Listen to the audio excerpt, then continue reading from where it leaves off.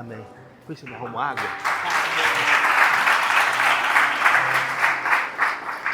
A paz do Senhor, queridos. Amém. Bom dia. Bom dia. Gente, vocês são muito animados. Meu Deus do céu, que povo cheio do Espírito. Cheio do poder, cheio da graça do Senhor. Meu Deus, estou impactado com a vida de vocês. Eu já poderia ir embora porque eu sei que o Espírito Santo já fez grandes coisas aqui no nosso meio. Desde sexta-feira, Deus está construindo algo no nosso coração. Você está percebendo isso? Não adianta só conhecer a Deus, você precisa entender como Deus trabalha. E desde sexta-feira, através da missionária Adriane, Deus está construindo algo dentro de nós. Deus está movendo algo no nosso coração. Você precisa entender o trabalhar de Deus, irmãos. Porque se Deus está trazendo esses assuntos, se Deus está trazendo essas direções, é porque Ele quer fazer algo na nossa vida. E nós precisamos dar uma resposta a tudo aquilo que nós estamos ouvindo. Amém? Deus está nos chamando, Deus está nos convidando para algo sobrenatural. E eu estou impactado aqui, desde o momento que eu cheguei aqui no Amazonas, através da vida do John e da missionária Rose. Eu estou profetizando pastor John e missionária Rose, em nome de Jesus. Gente, como eles são hospitaleiros.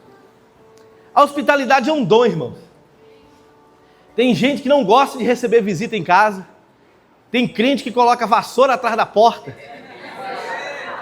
Queima ele, sim ou não? Queima ele, Senhor. Não, não quero receber visita. Mas é impressionante o coração do John. O coração dessa família me impactou de maneira profunda. A questão que ele fez de nos receber.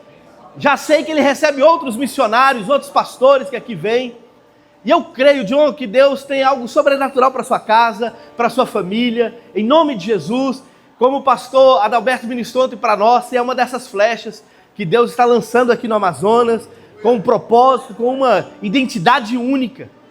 E olhando para você, eu me lembro de Obed-Edom. Quem conhece a história de Obed-Edom?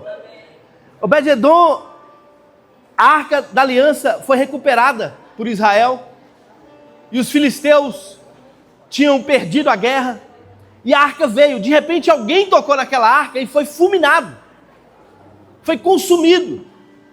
Mas Obed, ele diz assim: leva lá para casa, eu quero hospedar essa arca. Pensa você, irmão, um utensílio que há alguns segundos e minutos matou alguém porque tocou indevidamente, alguém chama lá para sua casa. E a Bíblia diz que enquanto a arca do Senhor esteve na casa de Obed-Edom, ele prosperou em todas as coisas. Nós precisamos aprender a lidar com a presença de Deus. Deus é rei, irmãos. Ele é Senhor dos senhores. Eu sei que nós celebramos e pulamos aqui, e isso é muito bom para nós. Nós temos que mesmo extravasar, gritar, pular, chorar na presença de Deus, e isso é maravilhoso. Mas é algo interno que Deus quer também de nós. Deus quer que essa mesma disposição, esse mesmo ânimo, esse mesmo desejo de pular na presença de Deus, eu tenha em rasgar o meu coração diante de Deus, em chorar diante de Deus. O avivamento não virá por somente pessoas que pulam e que gritam, mas por pessoas que choram por essa nação, pessoas que clamam por essa nação, que amam a presença de Deus. E vocês têm essa unção aqui. Quero agradecer também a vida do pastor Ricardo e da missionária Adriane. Gente, eu quando eu vi ele na internet, achei que ele era grandão. Falei, Senhor, como que eu vou chegar diante desse homem? O que eu vou falar, Senhor? Homem bonito, grande, que coisa linda. Quando ele chegou, irmão, eu falei, ele é maior, pastor Vitor, ele é grandão mesmo. Você é uma bênção, pastor. Sua vida nos impacta também de uma maneira sobrenatural. O testemunho de vocês como casal é algo assim, é uma direção para essa juventude. Primeiro Deus faz em nós, para depois Ele fazer através de nós. Deus fez em você, pastor, e na sua casa, e agora está fazendo através de vocês. Eu oro para que a unção do Senhor continue na vida de vocês e que Deus ele possa manifestar cada vez mais essa graça e essa humildade através da vida de vocês, para cuidar dessa liderança tão linda e tão poderosa, que é essa liderança que Deus levantou aqui no Amazonas. Ontem tivemos uma reunião com os líderes aqui, foi uma bênção. Cadê os líderes de jovens? Pensa num povo bonito. Pensa num povo cheio de sabedoria e de graça. São esses líderes. Quero agradecer também o pastor Adalberto e a sua esposa, a missionária Vanilde. É que é um nome difícil. Ivanilde. Escrevi e errei, pastor. Ivanilde. Gente, eu cheguei aqui, eu não estou brincando. Eu cheguei aqui com várias camisas. Falaram comigo, olha, ela é muito quente, você tem que trocar a camisa. E eu vim com as camisas tudo preparadinho. Só que eles estão me abençoando tanto, eu estou comendo tanto, pastor Vitor, que as camisas não estão servindo mais. Eu já perdi 4 camisas. Pergunta o pastor Vitor, tá boa essa? Falou, não tá, se você levantar a mão, já era. Se você rodar igual os irmãos, você explode. Isso tudo por causa do coração do pastor Adalberto e da nossa missionária, que são pais para essa geração. Irmãos, que liderança poderosa vocês têm. A Bíblia diz que pastores são um presente para a igreja. Você quer saber se a igreja é uma igreja amada, cheia do Espírito Santo? Olhe para o pastor dela. E o pastor Adalberto é um presente para esse estado. Eu estou falando isso, eu estou sentindo a presença de Deus. É um presente para essa geração, então aproveita. Cola nesse homem, cola nessa mulher e aprende, recebe de Deus. Eu caminho com Jesus há mais de 20 anos, eu já vi gente boa parar no meio do caminho. Eu já vi gente de chamado, de talento e de dom morrer no processo. Por quê? Porque não sabiam com quem andar. Não tinham boas referências e se perderam. Mas aqui não. Há homens e mulheres de Deus para que você possa se espelhar, para que você possa se aconselhar. E eu vendo a maneira que o pastor Adalberto pastoreia, eu fiquei impactado, pastor. Glória a Deus pela sua vida, pelo seu ministério. Não é à toa que Deus está fazendo aqui no Amazonas. Tem homens de Deus, homens com o coração no Senhor, dispostos a obedecer a sua palavra. E ontem eu chorava, sorria, depois chorava de novo na mensagem do pastor Adalberto. E eu quero ser essa flecha enviada para onde Deus está mandando, para onde Deus está apontando. Que mensagem, que palavra, e glória a Deus por isso. Amém, queridos? Vamos passar então para a palavra? O pastor Ricardo, o homem que gosta do pão de doce, me deu um tema: geração que busca a face do Senhor. Este é o meu tema. Eu quero ler 2 versículos rapidinho aqui com você. Capítulo 24 do livro dos Salmos. Abra aí comigo. E daqui a pouco nós vamos contar uma outra história de um homem que precisava de Jesus e que vivia numa situação há 38 anos. Salmos 24, versículo 3. É a primeira palavra que nós vamos compartilhar. E depois falaremos de uma outra história de um homem que estava esperando em Jesus 38 anos. E um dia Jesus mudou a história dele. Salmos 24, 3. Vocês cantaram essa música aqui, mas ela começa com uma pergunta muito profunda para nós. Quem subirá ao monte do Senhor? Irmãos, é uma pergunta. E para toda pergunta que a Bíblia faz, você pode escolher ser uma resposta. Amém. Eu vou repetir. A Bíblia está nos fazendo uma pergunta: quem subirá ao monte santo do Senhor? E para toda pergunta que a Bíblia faz, eu posso ser uma resposta. Aleluia. Deus perguntou para Isaías: a quem enviarei? Quem há de ir por nós?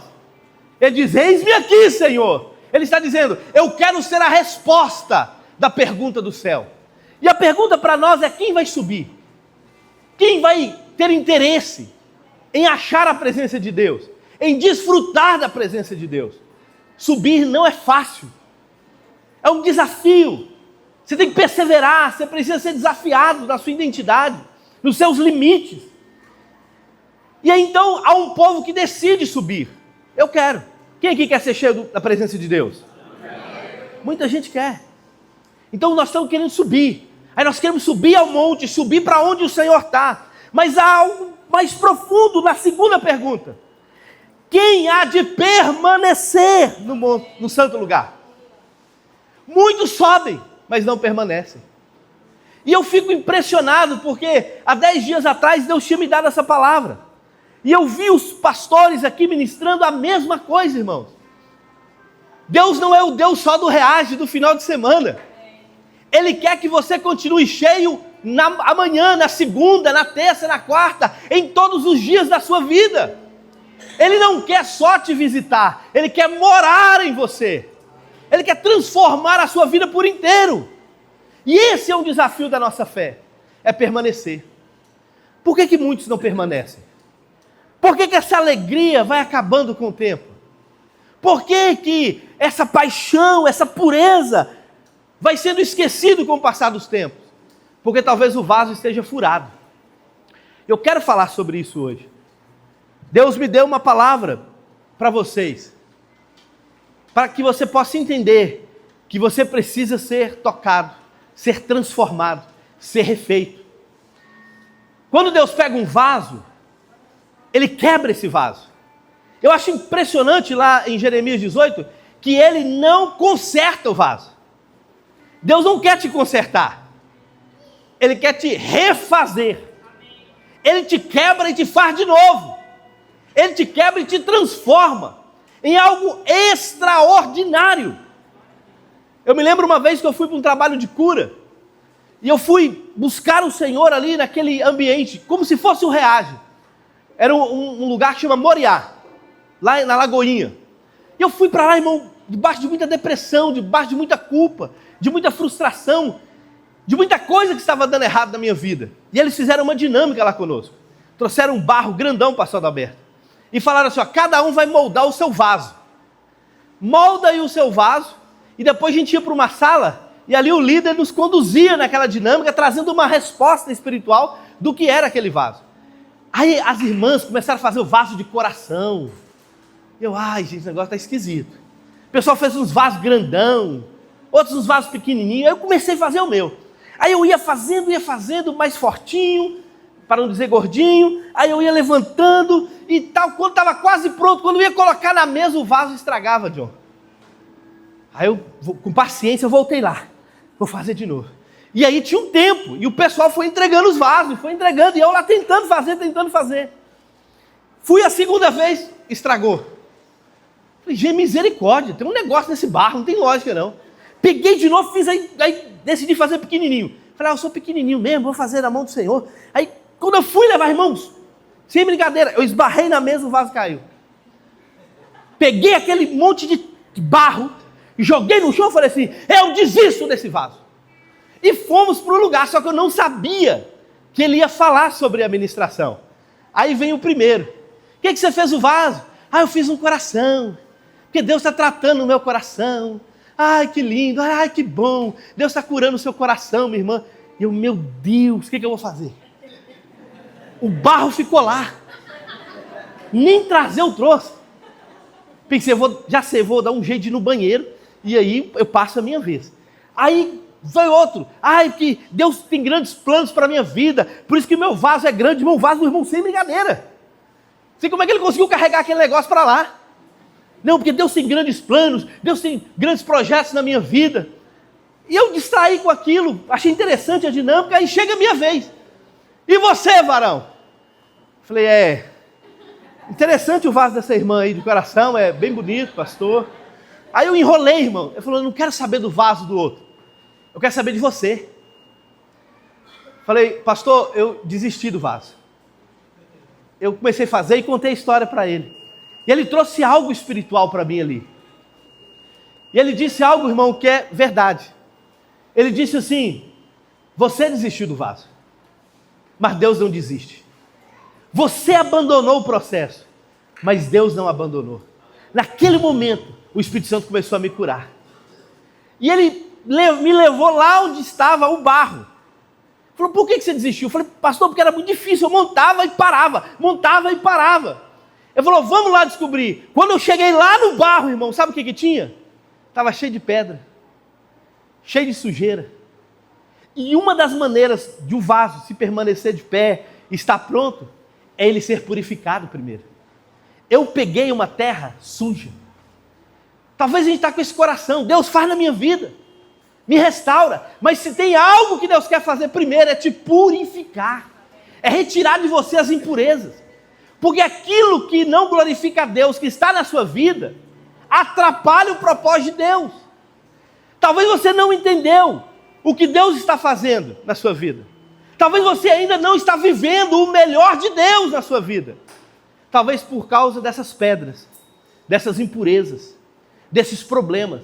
Mas que hoje, em nome do Senhor Jesus, Ele vem aqui como oleiro para te curar e arrancar do seu coração toda a impureza, toda a pedra, tudo aquilo que atrapalha o propósito dEle em você. Quem recebe essa palavra? Amém. Eu quero ser, aleluia, aleluia, eu quero ser um vaso nas mãos do oleiro. Eu quero compartilhar com vocês hoje uma palavra, dentro desse tema, pureza e paixão, e ela está lá no Evangelho segundo escreveu João. Abra comigo João, no capítulo de número 5, versículo de número 1. Muitos de nós conhecemos esse texto, e é um texto muito profundo, e conta a história de um homem, que ele estava esperando um milagre. João capítulo 5, versículo 1. Eu queria que você abrisse a sua Bíblia comigo e estivesse lendo, acompanhando todos os versículos que eu vou citar aqui. João capítulo 5, versículo 1. O que eu vou fazer, irmãos? Eu vou lendo 2 versículos e explico. Depois a gente vai continuando o texto. Amém? Diz assim, ó: passado estas coisas, havia uma festa dos judeus, e Jesus subiu para Jerusalém. Ora, existe ali junto à porta das ovelhas um tanque, chamado em hebraico Betesda, o qual tem 5 pavilhões. Feche os seus olhos, vamos orar mais uma vez. Pai, em nome de Jesus, eu te agradeço pela tua santa presença, porque o Senhor está nesse ambiente, e eu creio, aonde Deus está, algo sempre acontece.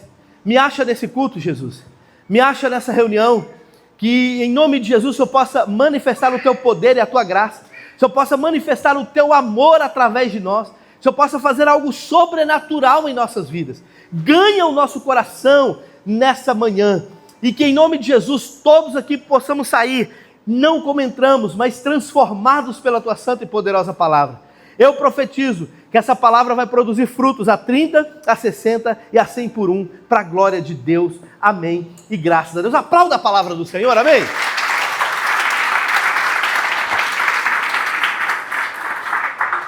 Irmãos, eu estava falando com o pastor Adalberto e os irmãos ali, não se trata do pregador. O vaso Deus usa da maneira que Ele quer e como quer, mas se trata do nome do Senhor. E eu, essa semana, fui impactado com uma palavra, com uma ilustração, um testemunho que eu achei muito interessante.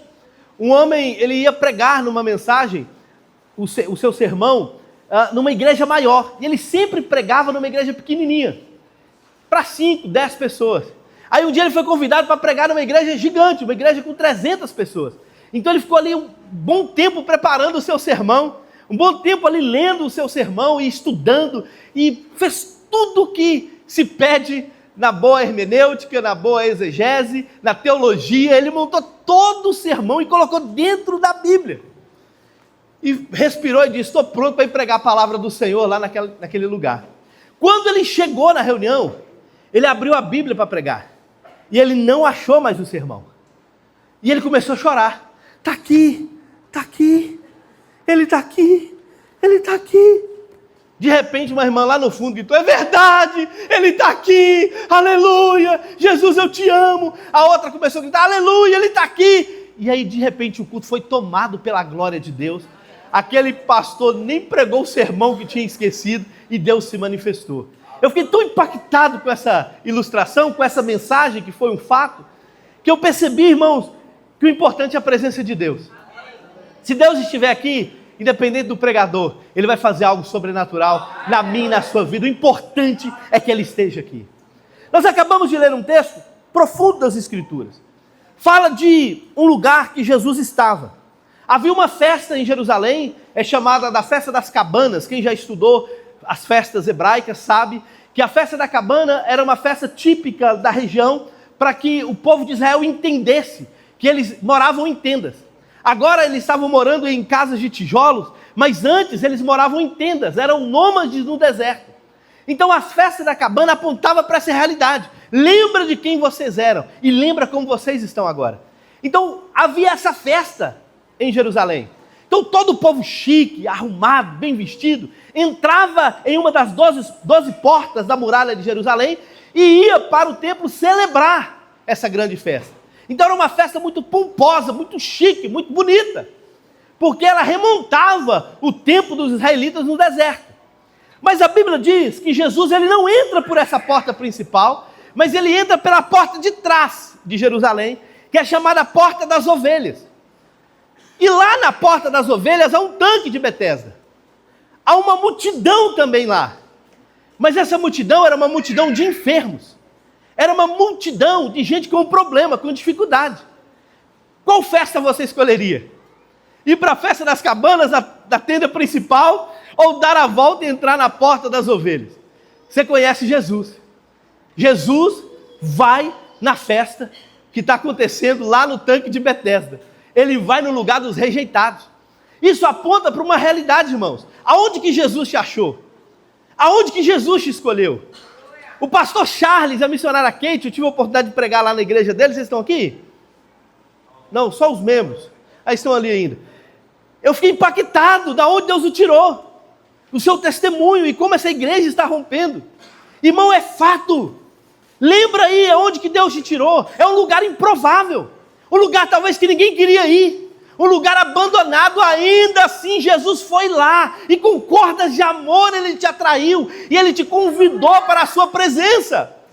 Não tem a ver com o lugar, tem a ver com você. Tem a ver com o próprio Senhor, que nos escolhe e nos chama, em detrimento de quem nós somos. Aquele homem era um homem rejeitado. Aquele homem era um homem desamparado pela sociedade. Ele estava no lugar que Betesda significa casa de misericórdia. Ele estava ali na casa da misericórdia, mas sem receber a misericórdia de Deus. Quantos estão assim, irmãos, na igreja, cheios de necessidades? Por isso que eu queria que você prestasse bastante atenção nessa palavra, porque talvez ela caminhe para uma direção diferente dos outros pregadores aqui. Mas eu queria que você entendesse. Talvez essa palavra seja específica para algumas pessoas aqui. Então esse homem estava neste lugar, junto com essa multidão. Ele estava preso na sua doença.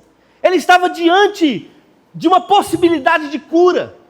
Jesus vai lá no meio daquela multidão, paralítico, coxo, gente cego, surdo, cheio de doenças. Ele vai lá e acha um homem que estava há 38 anos escravo, 38 anos paralisado.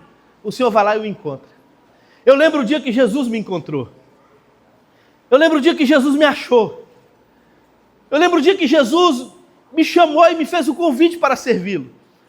Eu contei um pouquinho lá para os irmãos do bairro União, de como Deus ele foi trabalhando na minha vida. Eu sou filho de pais separados. E muitas vezes o problema não está na igreja, está na nossa casa. Eu disse isso para os irmãos. A gente acha que o problema é a nossa igreja, mas na verdade o problema começa lá na nossa casa. Eu tinha sérios problemas com meu pai e com a minha mãe. Eu cansei de ver meu pai brigando e batendo e discutindo com a minha mãe.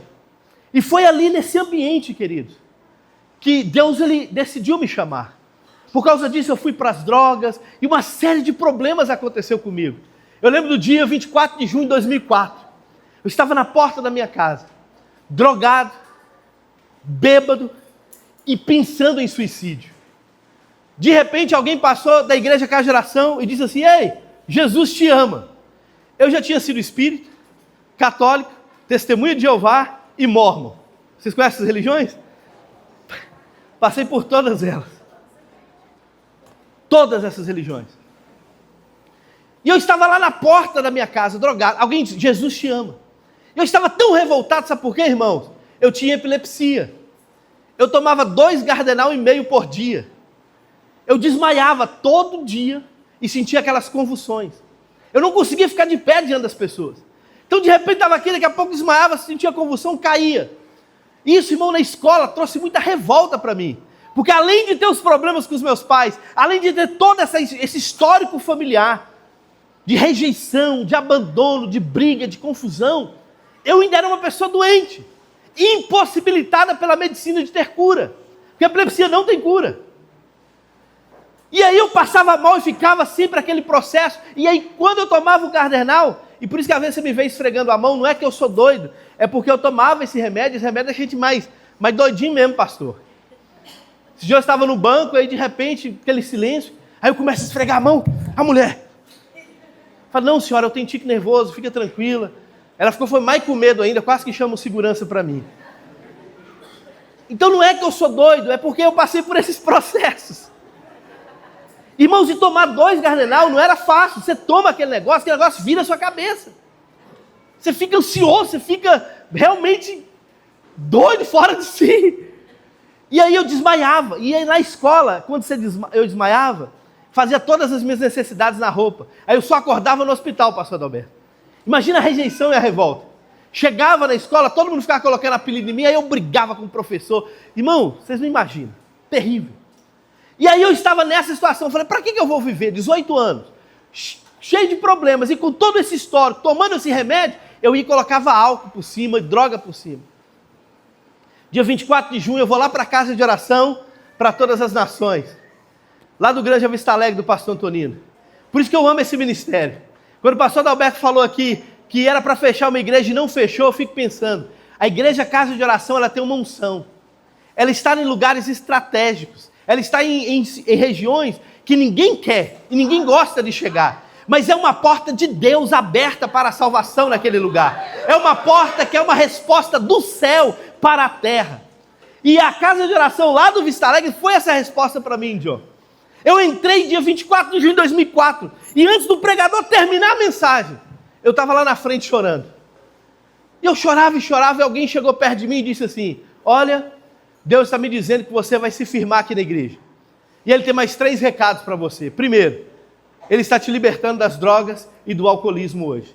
Segundo, Ele está te curando. Você nunca mais vai ficar enfermo dessa doença. E terceiro, você será um dos pastores aqui da igreja. Irmãos, eu recebi aquelas 3 mensagens e nem imaginava do que era. Porque a gente é assim, irmãos. Deus está fazendo algo que a gente nem imagina o que Deus está fazendo. Tem alguns aqui que Deus está trabalhando na vida, trabalhando em coisas proféticas que você não tem nem noção ainda. Você vai entender daqui a alguns meses. Quando você começar a desfrutar, falar, gente, não é que o pastor orou por mim e agora eu estou vivendo. Não é que alguém lá no Reage ministrou do meu coração e agora eu estou recebendo. É assim que acontece. Eu não tinha nem noção do que Deus estava fazendo. Irmão, naquele dia naquela semana eu ia tirar a carteira. E aí eu fui para tirar a carteira de motorista. E lá você tem que fazer aquele exame psicotécnico. Então eu falei, agora eu sou crente, eu não posso mentir. Aí tem uma opção lá perguntando, você toma algum remédio controlado? Você toma algum medicamento? Eu falei, nossa, e agora? Vou ter que pôr que eu tomo, que eu tomava. Aí eu escrevi, não tomo mais, Jesus me curou. E entreguei para o pessoal da autoescola. Pensei, não posso mentir, sou crente, agora eu sou de Jesus. O que acontece, irmão? O médico sai lá doido, você é doidinho, vem cá. Achei estranho aqui, falei, o quê? Você não pode tirar a carteira não. Você vai tomar pau, aqui a gente fala, tomar pau no exame psicotécnico. Já era, você perdeu. Falei, por quê? Porque você está falando aqui que foi curado de epilepsia? Epilepsia não tem cura não, rapaz. Você está doido? Você está lá dirigindo, falou que foi curado, de repente você dá a sua crise de conversão, vai matar as pessoas na rua. Posso fazer isso para você não? Falei, doutor, mas eu fui curado ontem na igreja, o irmão falou, Jesus está te curando, Ele está te libertando, e contei essa história para ele. Ele falou assim, vamos fazer um exame então. E me deu um laudo para fazer um exame, um eletrocefalograma. Você entra numa máquina assim, você coloca um tanto de massinha, não sei, você vai ter que comer, tomar um choque naquele negócio. Aí você entra, eles fazem. Aí eu cheguei lá para o médico, com 25 de junho de 2004, foi na segunda-feira esse acontecimento. Cheguei para ele lá, aqui doutor, o exame, ele abriu aquele exame, ele na minha frente falou assim, ele olhava, você já teve epilepsia? Porque aqui no laudo não há nem sinal que um dia essa doença estava na sua vida. E ele foi obrigado a crer que Jesus ainda cura. Jesus faz na vida do homem. Irmãos, eu saí de lá chorando. Foi a primeira experiência que eu tive com o Espírito Santo. que Ele é poderoso para curar a epilepsia, que Ele é poderoso para fazer algo extraordinário que o homem não pode fazer na nossa vida. Olha comigo o versículo 3 do João que nós estamos compartilhando.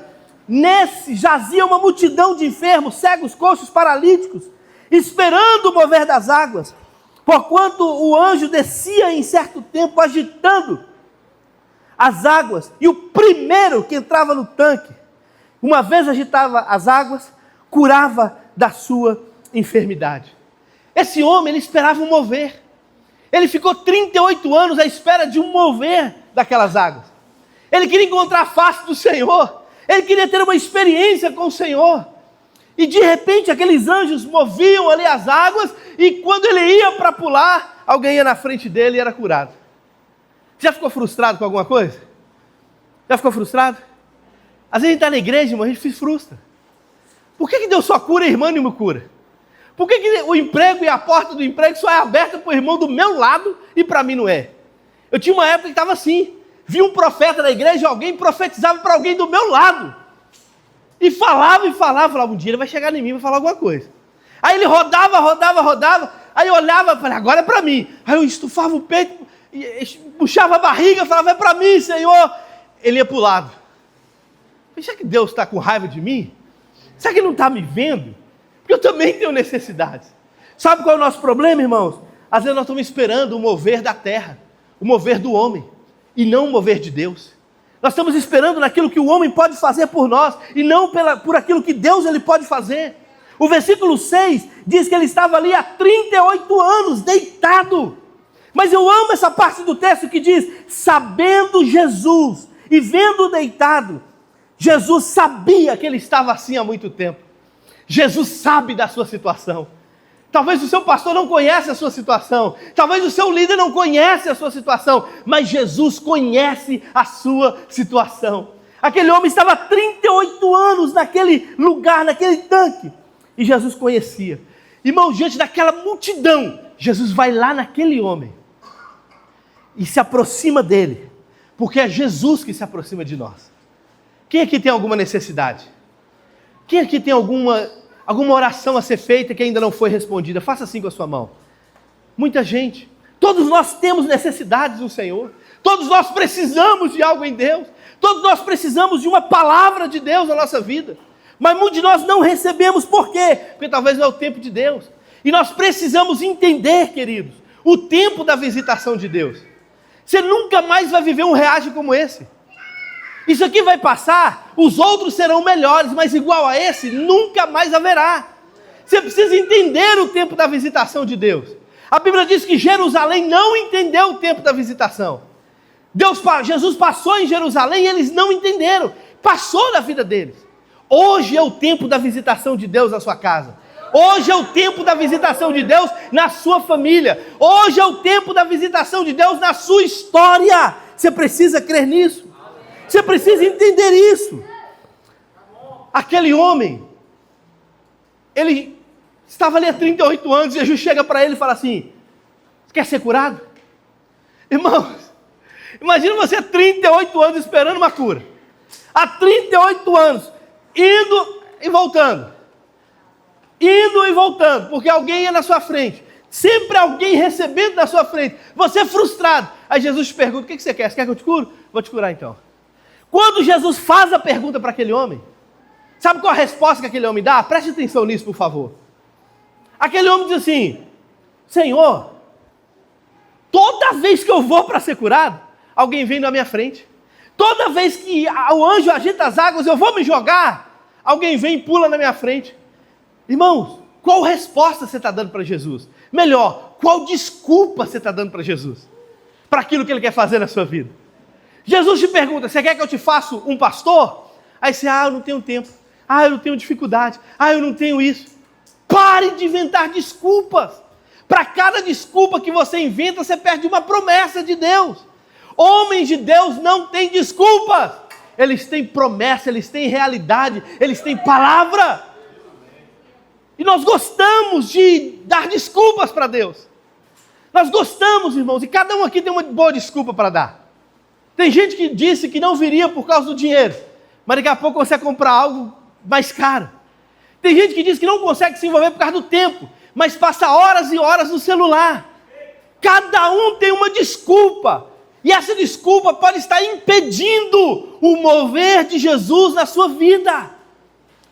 Irmãos, Jesus ele quer nos curar, mas infelizmente nem todos serão curados. Jesus estava num tanque, onde muitos eram enfermos, mas ele curou um.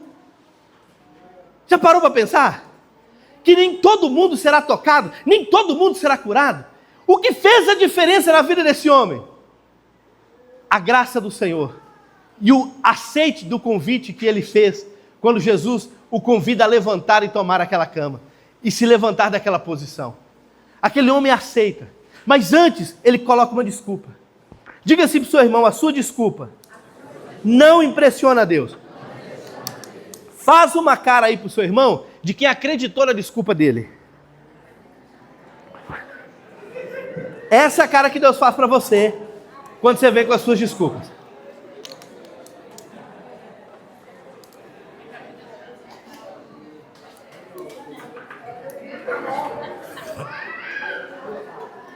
A desculpa daquele homem, escute isso, tem a ver com as pessoas e não com Deus. A desculpa daquele homem tem a ver com as pessoas e não com Deus. O convite de Jesus é: quer que eu te cure? Senhor, mas o homem não me ajuda. Quer que eu te cure? Irmãos, o dono da vida, o autor da vida, está perguntando para ele: você quer ser curado? Ele falou assim: não, alguém não quer, a minha família não deixa. Ai, eu tenho essa desculpa, Senhor. É 38 anos com a mesma desculpa.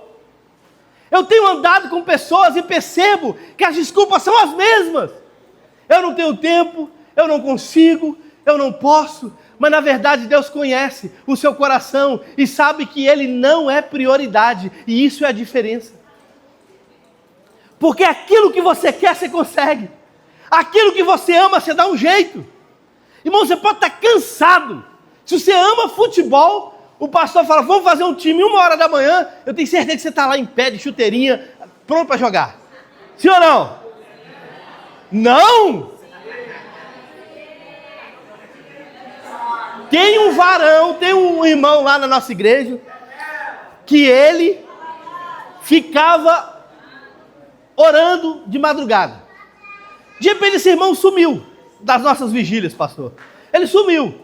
Falei: gente, por que o irmão sumiu das nossas vigílias? Aí nós descobrimos que ele falou: não, pastor, estou cansado. Eu ando muito para ir para a igreja. Aí eu desanimei e falei: tudo bem. Aí ele começou a orar com uma irmã na igreja. E a irmã morava, irmão, longe demais. Lá numa comunidade muito longe. Irmãos, ele atravessava a comunidade, cheia de traficantes, de usuário de droga, tiro para tudo quanto é lado, para orar com a irmã. O dia que eu fiquei sabendo disso, eu cheguei para ele e falei: irmão, você não estava cansado de vir para a vigília? Ah, é, pastor, é porque a gente tem que investir, né? Que senão o inimigo vem e toma da gente. Vem o mais sabido e... Não é isso, é prioridade. Deus sabe o que você está fazendo, mas Ele sabe a motivação do seu coração quando você faz. Deus não leva só em conta aquilo que você faz, mas Ele leva a motivação do seu coração em conta. Ele sabe por que você está aqui, mas Ele sabe a real motivação do seu coração por estar aqui. E Deus honra a motivação do nosso coração. Ele não se impressiona com aquilo que nós falamos. Ele diz para um povo: vocês me honram com os lábios, mas o seu coração está longe de mim. Ele sabe, irmãos, e ele sente cheiro de um coração arrependido. A Bíblia diz que um coração contrito e arrependido o Senhor não despreza. Deus despreza um bom orador, Deus despreza um homem com um bom discurso, com uma boa desculpa, mas um coração quebrantado e contrito, Ele não desprezará. Ele não desprezará. Chega de desculpas. Essa geração está cansada de desculpas. Deus está cansado de desculpas. Deus está cansado dessas palavras negativas, dessas mentiras. Seja sincero, você quer ser curado? Alguém uma vez disse para mim: você quer emagrecer, pastor? Eu falei: quero. Aí ele falou: para de comer arroz. Eu falei: será que eu quero? Cadê o John? Cadê o John? O John tá comigo nessa aí. Porque às vezes a gente fala que quer, mas não quer, irmão. Ah, eu quero emagrecer, quero que as roupas servem em mim, quero jogar bola de novo com os irmãos, quero. Mas eu quero pagar um preço? Nem todos nós queremos. Ah, você quer ser cheio do Espírito Santo? Quero! Quanto tempo você ora? É maior do que o tempo que você está na internet, no celular? Quanto tempo? Ah, eu quero quem ser pastor? Eu quero ser pastor! Quanto você conhece de Bíblia? Quantas vezes você já leu as Escrituras? Quantas vezes você já chorou no seu quarto? Só você e este livro. Nós queremos muitas coisas, mas na verdade o nosso coração ainda não foi ganho 100% pelo Senhor. Mas o dia que essa palavra entrar no seu coração, você vai entrar para o seu quarto, entrar no secreto e chorar diante de Deus. E você vai ter experiências extraordinárias com o Senhor. Porque esta palavra é viva, ela é eficaz, ela é mais cortante do que qualquer espada de 2 gumes, ela penetra ao ponto de dividir alma e espírito, juntas e medulas, é apta para discernir pensamentos e intenção do coração. Eu amo a tua palavra, Senhor, eu amo a tua palavra, eu amo a tua palavra, eu amo a tua palavra, Senhor. Pare de desculpas. Ah, tem 38 anos, irmãos, imagina isso. Pastor Adalberto, 38 anos com a mesma desculpa. Lá a gente brinca, fala, troca o disco. Diga para o seu irmão, troca o disco. Tem gente que toca o mesmo disco que ele já está arranhado. Quer ser curado, irmão? Talvez você está diante da oportunidade da sua vida. Esse reage é uma oportunidade de Deus te curar. De Deus restaurar os teus projetos, os teus sonhos. Tem gente aqui que foi abusado e está aqui hoje. Tem gente aqui que foi rejeitado e está aqui hoje. Tem gente aqui que estava sem esperança. Deus traz você para este lugar. Ele limpa o seu coração. Ele te enche do Espírito. Porque Ele quer ver você ser uma nova criatura, uma nova pessoa. Tem gente aqui que precisa de uma cura na alma. Porque é na internet o que não é na vida real. Posta fotos daquilo que não está vivendo de fato. Tem gente aqui que tem depressão, que tem tristeza, que está com um problema sério em casa. Deus conhece a sua realidade, mas pare de desculpas. Se entregue para aquilo que Ele quer fazer. A pergunta de Deus continua valendo. Quer ser curado? Qual resposta você vai dar? No versículo 8, Jesus então, depois de ouvir a desculpa esfarrapada daquele homem, depois de ouvir a mentira há 38 anos que aquele homem contava, depois de ouvir a mesma história, tem gente, pastor, que conta tantas vezes a mesma mentira que acredita naquela história. Qual história você está contando? Qual é a história da sua vida? A história daquele homem era, toda vez que eu ia, alguém ia na minha frente. O poço fazia acepção de pessoas, mas Jesus não faz acepção de pessoas. No poço era quem chegava primeiro, mas em Jesus é quem chega na hora que Ele chama. Por isso que tem gente que está na igreja há 20 anos e está do mesmo jeito. Aí tem gente que chega hoje no Reage, recebe Jesus, crê e começa a receber bênção e palavra de Deus. Por que que na vida de alguém as coisas aceleram e na vida de outros estão paradas? Porque eles decidiram de coração servir ao Senhor e mudar a história da sua vida. Diga para o seu irmão, pare de contar histórias que não são as suas. Deus tem, diga para ele, uma nova história para você. Aleluia, aleluia. Eu sinto que Deus está mudando histórias aqui hoje. Talvez você era conhecido lá na sua comunidade, no lugar, como aquele rapaz drogado. Agora não, você vai ser conhecido como um pregador, um pastor, um homem de Deus. Talvez você era conhecido como alguém enfermo, aquela pessoa enferma. Não, Deus está te chamando e dizendo, agora você é curado, você é uma nova pessoa, eu tenho um novo destino para você, eu tenho uma nova história para você contar hoje. Meu Deus, eu estou sentindo a presença do Senhor aqui, irmão. Ele tem uma nova história para nós. Ele tem uma nova história. Meu Deus. Mas você precisa se levantar. O convite vem no versículo 8. Então disse Jesus: levanta-te, toma o teu leito e anda. É tempo de se levantar. Abraão não seria o pai da fé se ele não tivesse saído da sua terra e da sua parentela para um lugar que Deus iria lhe mostrar. Pedro não teria andado sobre as águas se ele não tivesse recebido o convite de Jesus: pode vir. Elias ainda estaria na caverna da depressão se ele não tivesse ouvido o convite do anjo: levanta-te, sua história não acabou aqui, vamos que tem coisa para me fazer. Mateus ainda estaria coletando impostos se ele não tivesse ouvido a voz de Jesus: Mateus, vem me segue, Mateus. Tantos homens e mulheres levantaram da sua situação para uma nova vida, porque ouviram de Jesus essa palavra: levanta-te e anda. Sai desse lugar, sai dessa posição. Sai desse lugar de vítima. Eu estou te curando hoje, curando a sua alma. Pastor, mas por que Deus permitiu que eu fosse abusada? Por que Deus permitiu a tristeza na minha alma?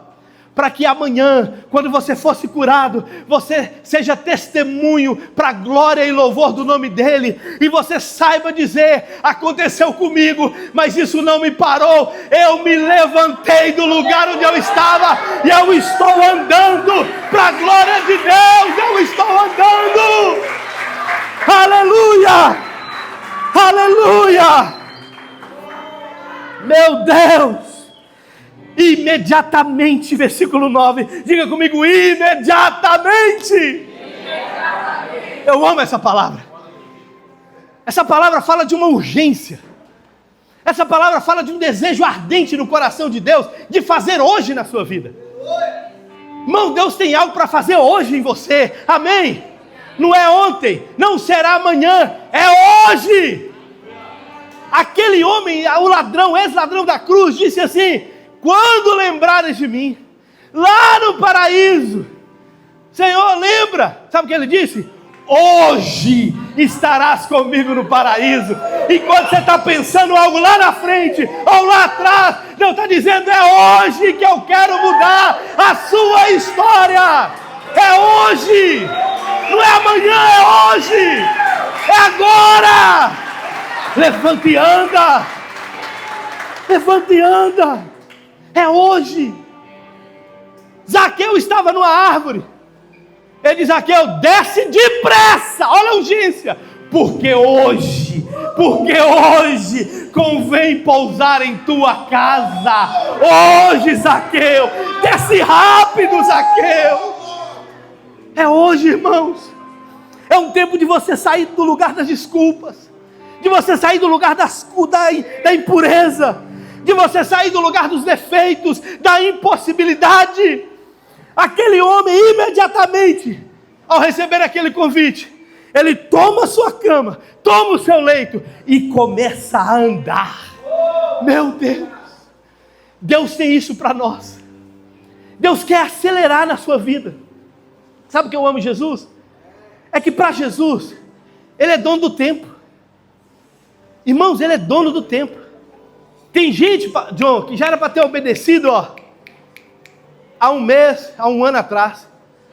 Está com a vida parada. Porque parou de obedecer, parou de receber.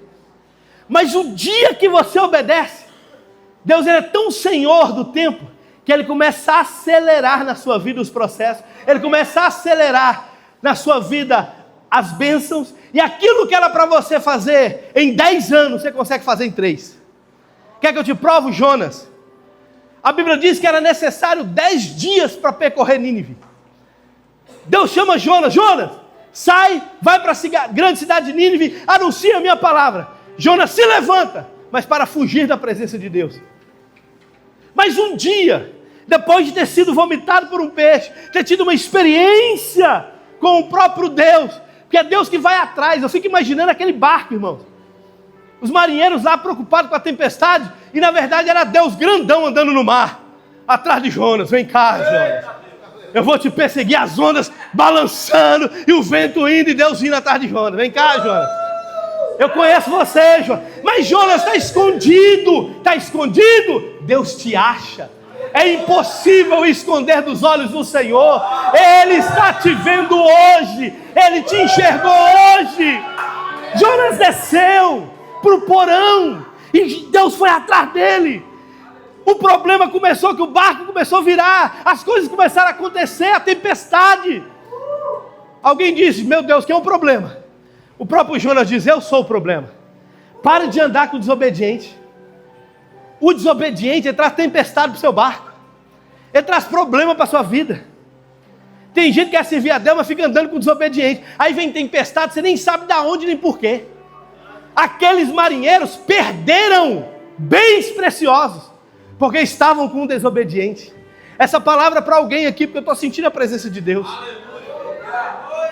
Pare de andar com a pessoa que está debaixo de desobediência em Deus. Talvez seu pastor já te orientou: sai de lá, corta essa amizade, bloqueia no WhatsApp. É tempo de você fazer isso. Então Deus vai atrás de Jonas. Quando Jonas é lançado, o peixe, você conhece a história. E aí a Bíblia diz que o peixe vomita Jonas. Irmãos, em um lugar onde ele poderia sair e obedecer o seu chamado de ir até Nínive. E aí eu amo esse texto. A Bíblia diz que 10 dias era necessário para Jonas percorrer Nínive. Mas a Bíblia diz que em 3 dias, Jonas anunciou a palavra do Senhor em toda aquela cidade. Deus quer acelerar na sua vida processos. Deus quer acelerar tempos perdidos. Eu estou profetizando na vida de alguém que diz: o tempo da minha vida passou, eu perdi tempo. Não! Obedeça hoje, que Ele vai fazer com que as coisas aconteçam no tempo dEle para a sua vida. Não há tempo perdido. Deus é Senhor do tempo. Mas obedeça hoje. Obedeça hoje. O pastor, eu caminho para o final, porque o pastor Ricardo já está olhando para mim com aquela cara: pastor, estou brincando, meu querido. Eu queria falar algo sobre Bartimeu aqui. O pastor ontem tocou, até brinquei com o pastor Vitor. Falei: pastor Vitor, alguém tira o microfone do pastor Adalberto, pelo amor de Deus, senão ele vai entregar o sermão todo de amanhã, pastor Vitor. Aí eu vou ter que orar tudo de novo, pastor Vitor. Me ajuda. E o pastor Adalberto falou sobre Bartimeu. Bartimeu significa bar, filho. Timeu, puro. Filho da pureza. Era um filho da pureza. Mas estava cego. Necessitado. Mendigo. À beira do caminho, diz a Bíblia. Era alguém sem esperança, irmão. Talvez você está assim hoje, sem esperança. Por isso que eu disse que essa palavra não é para todo mundo. Então, na hora de fazer o apelo, eu não quero que venha todo mundo. Eu quero que venha aqueles que realmente querem ter uma mudança. Aqueles que querem sair do poço. Aqueles que receberam o convite, levanta e anda. Aqueles que vão receber o convite: você quer ver? Então veja. Bartimeu, ele se levanta. E ele começa a clamar. A clamar: filho de Davi, tem misericórdia de mim.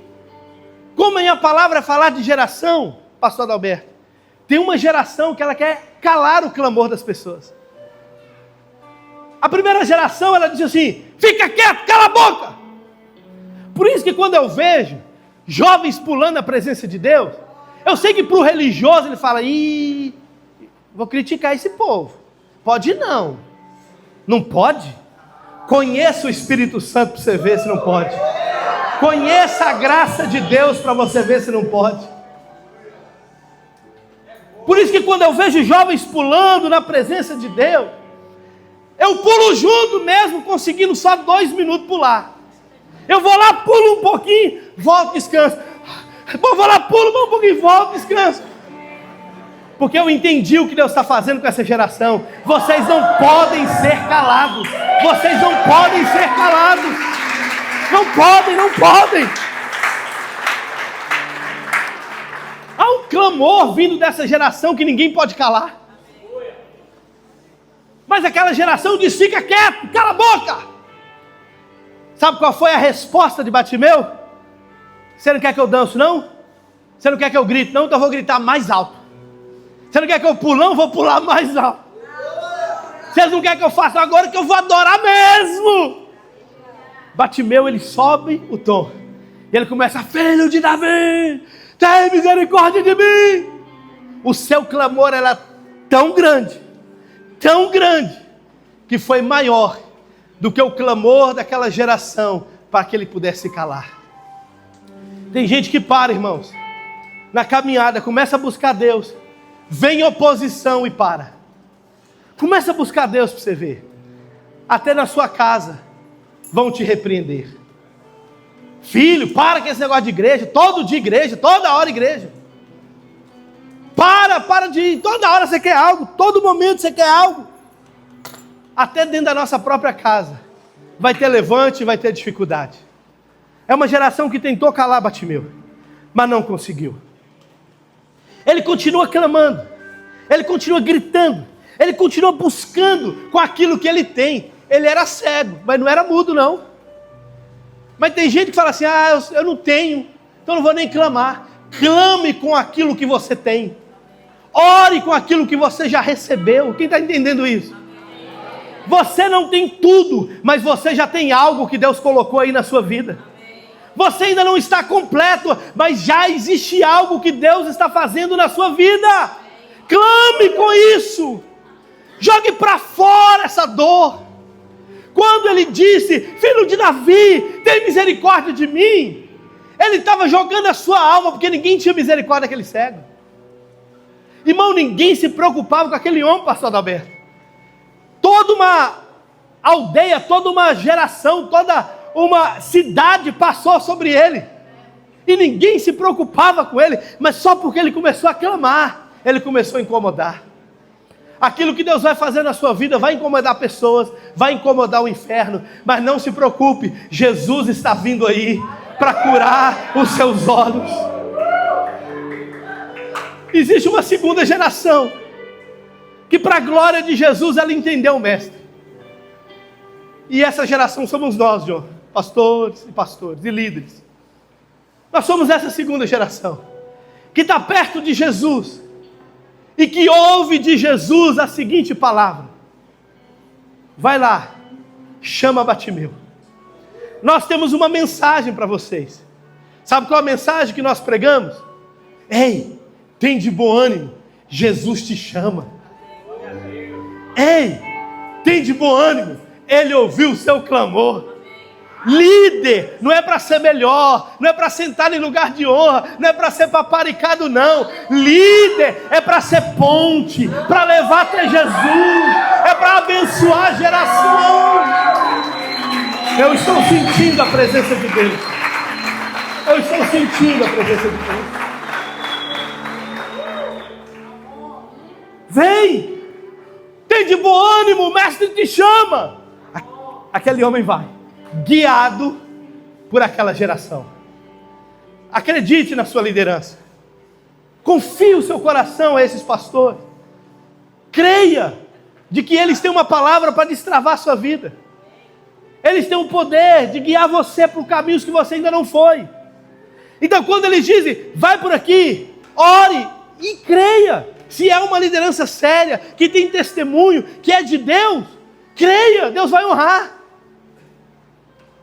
Irmãos, aquele homem então chega diante de Jesus, e Jesus cura aquele cego.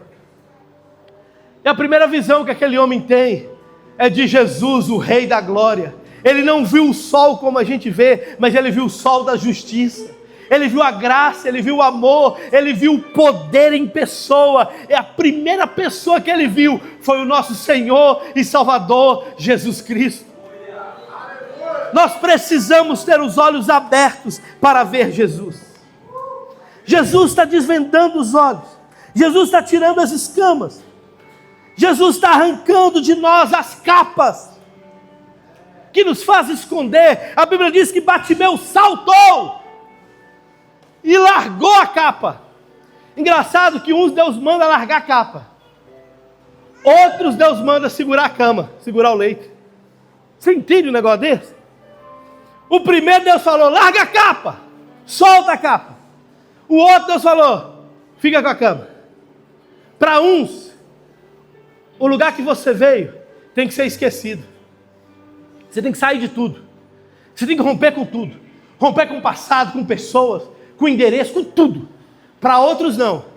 A sua cama será o seu testemunho, que um dia você levantou de um lugar onde ninguém queria que você levantasse. Sabe o que me deixa tão impactado, pastor Adalberto? É que aquele homem com a cama, ele sai. Ele sai. Curado. Mas a Bíblia diz que era sábado. Era sábado. E para os judeus, não se podia curar no sábado. Não se podia levantar e andar no sábado. E a Bíblia diz que aquele homem se encontra com os fariseus. E a pergunta dos fariseus não foi, o que Jesus fez na sua vida? Não. Eles olharam para a cama. Que cama é essa? Irmão, tem gente que olha só o detalhe, mas não olha o que Deus está fazendo. Essa geração que está pulando, tem cama nela. Tem detalhes que serão ajustados com o tempo. Mas eu não estou olhando para a cama, eu estou olhando porque ela está andando e está curada para a glória de Deus. É uma geração curada. Aleluia!